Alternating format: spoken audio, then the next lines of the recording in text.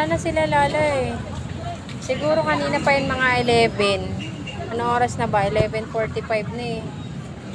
Siguro nandun na yun sa simbahan. Hindi. 11 yung siguro umalis sa bahay. So now, bye-bye. Andiyan na po yung fish. Bye.